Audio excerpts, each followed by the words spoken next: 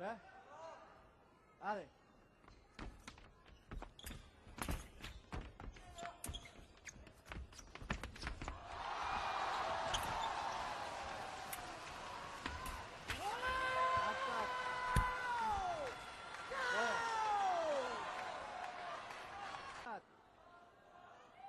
Re.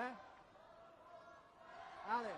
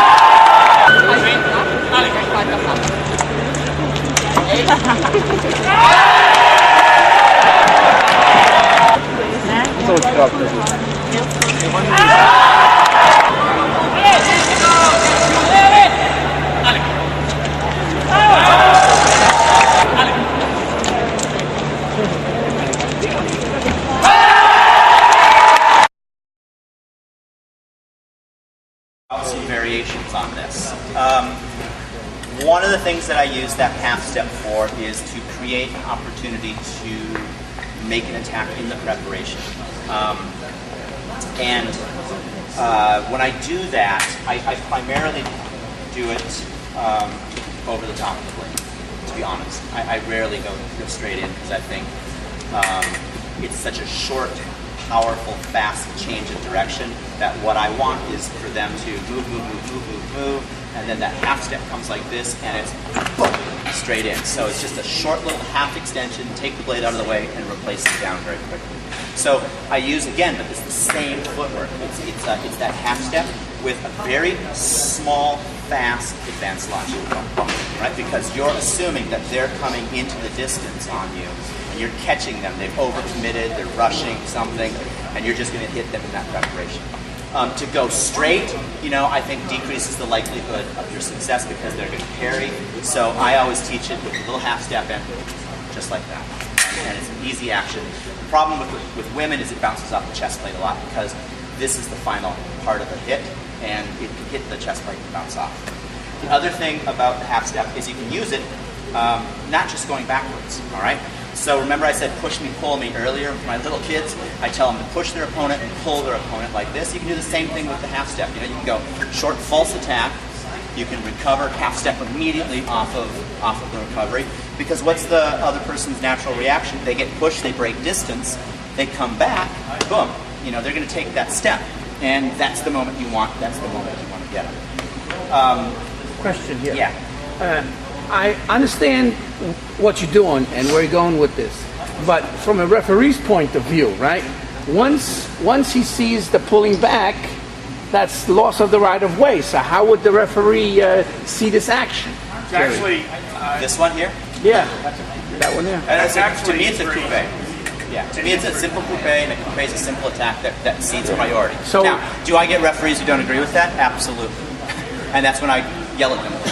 and that's part of the fun of being a coach, and you have to know, and that kind of brings up another point, you have to know your referees as a coach as well. You have to know who calls what and how they call it. And we always tell our kids, it takes 3 people to fence, 2 fencers and a referee, and if you don't know your referees, you're doing yourself a disservice. Internationally, we profile referees. We kept a little notebook. We said, okay, this referee does this referee does that. So we knew going into the bouts how we had to play our games to be successful so that the referees could call what we wanted to call. So, technically, is the removal of a point loss of right-of-way? Yeah, sure. Right. It's technically a loss of right-of-way. If you start your action strongly, decisively, and you commit to the finish, I would say the majority of referees are going to give it to you because they're seeing this is the aggressive action. Right. Yeah. Also, it depends on the reaction of your opponent. Yeah, absolutely. Coming forward in preparation, they haven't extended their arm, that's fine. Yeah. If their arm is bent, that first action is probably going to draw a parry. Right. More than anything else. Right, absolutely. And if they're marching at you like that, well, you'll see that. You'll change what you do. Exactly. And I think again, it's common sense when you're on the strip. You have to realize what your opponent is doing, because what your opponent is doing dictates what you do. You're doing right. So I think that's a good question, but I don't worry about it too much unless they make a mistake and then I don't listen. The right of way is only important if the opponent hits. Sorry? The right of way is only important if the opponent hits. Thank you. That's it. A lot of the times, I mean, to be frank, a lot of the times I ignore right of way because I just assume my opponent's going to miss, and I create opportunities or I create situations where it's hard for my opponent to have success and miss and hit. So, sometimes I just don't worry about it. All right. There's a little bit more latitude if you find the blade early on the action. So if I find the blade and I pull, and then finish, a lot of the times, even though an attack will start into this moment here, the referees will give it to the person who's initiated the contact on the blade, who's initiated the beat. And I think that's valid, okay? Because to me, foil is a game of he said, she said, right? I make an action. Here I go. You have an obligation to stop me. I have an obligation to execute the action correctly, but you have an obligation to stop me. And if you can't stop me, I think I get the benefit. All right? So just going like this, though, you're not initiating anything. You're simply taking away what you're doing, all right?